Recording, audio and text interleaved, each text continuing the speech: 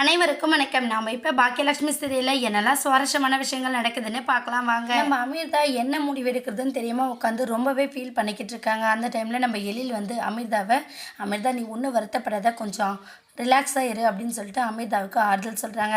உடனே நிலா பாப்பா வந்து அப்பா நீங்கள் ஏன்ப்பா இவ்வளோ லேட்டாக வந்திருக்கீங்க, படுங்க தூங்கலாம் அப்படிங்கிற மாதிரி நம்ம நிலா பாப்பா வந்து கூப்பிட உடனே எழில் வந்து சரி பாப்பா நீ நம்ம மார்னிங் விளையாடலாம் அப்படின்னு சொல்லிட்டு நம்ம நிலா பாப்பாவை தூங்க வச்சுறாங்க. தூங்க வச்சது உடனே அமிர்தா நீ படுத்து தூங்கு, ஏன் உட்காந்து ஃபீல் பண்ணிக்கிட்டே இருக்க அப்படின்னு சொல்லிட்டு நம்ம அமிர்தா கிட்ட கேட்க அமிர்தா வந்து அழ ஆரம்பிச்சிடுறாங்க. உடனே நம்ம எழில் வந்து அமிர்தா நீ ஒன்றும் கவலைப்படாத, என்னால் நீ இல்லாமல் இருக்க முடியாது, நீ நான் நிலா பாப்பா எல்லாரும் ஒன்றா ஒரே குடும்பமாக தான் இருக்க போகிறோம்.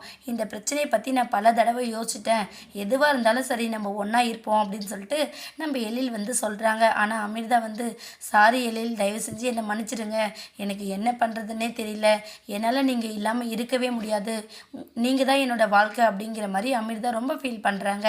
உடனே எழில் வந்து சரி இதை பற்றி நம்ம திரும்ப யோசிக்க வேணாம், அப்புறம் பார்த்துக்கலாம் அப்படின்னு சொல்லிட்டு நம்ம அமிர்தாவை சமாதானப்படுத்திடுறாங்க. இன்னொரு பக்கம் நம்ம ஈஸ்வரி வீட்டில் நடக்கிற பிரச்சனையெல்லாம் யோசித்து ரொம்பவே ஃபீல் பண்ணி தூங்காமல் உட்காந்துக்கிட்டு இருக்காங்க. அந்த டைமில் நம்ம கோபி என்ன பண்ணுறாருன்னா, அம்மா ஏமா தூங்காமல் உட்காந்துட்ருக்கீங்க, இந்த பிரச்சனை எல்லாம் நம்ம சமாளிச்சிடலாம், நம்ம மருமகளுங்க எங்கேயுமே போக மாட்டாங்க, இந்த வீட்டில் எல்லோரும் ஒன்றா சந்தோஷமாக தான் இருக்க போகிறோம் அப்படின்னு சொல்லிட்டு நம்ம ஈஸ்வரியை சமாதானப்படுத்த அந்த டைமில் நம்ம ராதிகா வராங்க. ராதிகா வந்ததும் நீங்கள் இங்கே தூங்குங்க கோபி, நான் மேலே ஸ்டோர் ரூம் இருந்ததில் அதை ரெடி பண்ணிட்டேன், வாங்க நம்ம மேலே போய் படுத்துக்கலாம் அப்படின்னு சொல்லிட்டு நம்ம கோபியை கூப்பிடுறாங்க. உடனே ஈஸ்வரி வந்து என்ன நீ போய் மேலே தூங்குறதா இருந்தால் தூங்கு, நீ கீழே தூங்க மாட்டியா, பெட்டு மேலே தான் தூங்குவியா அப்படின்னா நீ போயிட்டு தூங்கு, என் பிள்ளைக்கு உடம்பு சரியில்லைல்ல, அவன் என் கூட தான் இருப்பான், நான் அவனை பத்திரமா பார்த்துக்கணும் அப்படின்னு சொல்லிட்டு நம்ம ஈஸ்வரி வந்து ராதிகா கிட்ட ஆர்கியூ பண்ணுற விதமாக பேசுகிறாங்க. உடனே நம்ம ராதிகா வந்து இந்த வீட்டில் யோசிக்கிறதுக்கும் பேசுறதுக்கும் நிறைய விஷயம் இருக்குது, தூங்குறது எங்கே அப்படிங்கிறத வச்சு ஒரு பிரச்சனை பண்ண வேணாம், தயவு செஞ்சு இதை விட்டுருங்க, நீங்கள் இங்கே தூங்குங்க, நாங்கள் மேலே போய் தூங்குறோம், உங்கள் பையன் ஒன்றும் சின்ன பையன் கிடையாது, நான் மேலே கூட்டிகிட்டு போய் சண்டையை போட மாட்டான் அப்படின்னு சொல்லிட்டு நம்ம கோபியை மேலே கூட்டிகிட்டு போகிறாங்க.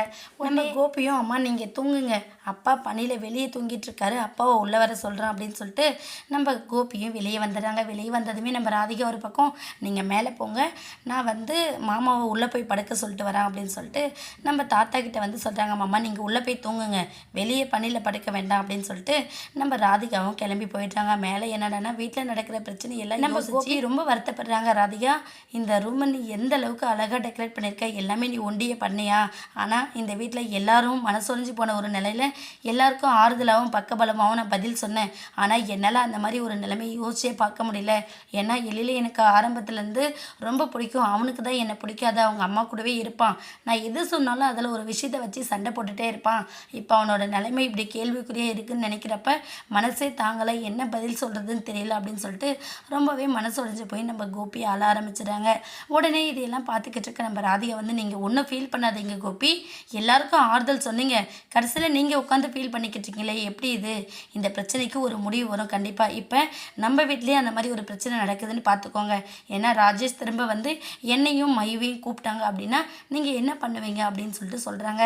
உடனே கோபி வந்து என்ன ராதிகா எப்படி பேசிக்கிட்டு இருக்க, அந்த இடியட் வந்து கூப்பிட்டா எப்படி உங்களை அனுப்ப முடியும், நீ என்னோட ஒய்ஃப், என்னோட பொண்ணு, நம்ம ஒரு ஃபேமிலி, நம்ம தான் ஹாப்பி ஃபேமிலி அப்படின்னு சொல்லிட்டு நம்ம கோபி வந்து விளக்கம் சொல்ல உடனே ராதிகா வந்து இது தாங்க எழிலோட வாழ்க்கையிலையும் அமிர்தா நிலா பாப்பா வேணும்னு வந்து கணேஷ் கூப்பிட்டா நம்ம கூப்பிட்டு தான் அனுப்ப போகிறதில்ல, ஏன்னா இதுதான் அவங்களோட வாழ்க்கை, அமிர்தாவால் கண்டிப்பாக எழிலை விட்டு இருக்க முடியாது, அதனால் இவங்க ஒன்றா தான் இருப்பாங்க, என்ன பண்ணுறது ஏது பண்ணுறதுலாம் ரெண்டாவது பிரச்சனை, ஆனால் இவங்க கண்டிப்பாக பிரியக்கூடாது, அதுக்காக நம்ம கணேஷ்க்கு புரிய வைக்கணும், அமிர்தா மனசு ஃபுல்லாக எழில் தான் இருக்கான்றது நம்ம புரிய வச்சோன்னா இந்த பிரச்சனைக்கு ஒரு முடிவு வந்துடும், ஆனால் கணேஷ் அதை ஏற்றுக்கக்கூடிய மனநிலையில் இல்லை, அதனால் அதுக்கான வழியை தான் நம்ம பார்க்கணும், இதை எல்லாத்தையும் போட்டு உடனே யோசிச்சா நம்மளால் பதில் கிடைக்காது, பொறுமையாக யோசிப்போம், இன்னும் டைம் இருக்குது, டைம் எடுத்து யோசித்து எழில் அமிர்தாவை நம்ம சேர்த்து வைப்போம் அப்படின்னு சொல்லிட்டு நம்ம ராதிகா கோபிக்கு ஆறுதலாக சொல்கிறாங்க.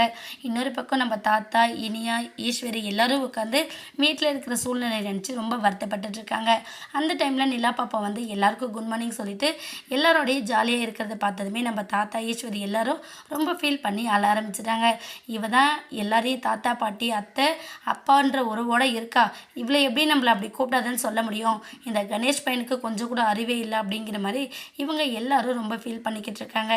என்னாக போகுதுன்னு வெயிட் பண்ணி பார்க்கலாம். இந்த வீடியோ உங்களுக்கு பிடிச்சிருந்தா மறக்காமல் நம்ம சேனலை சப்ஸ்கிரைப் பண்ணுங்கள். தேங்க்யூ.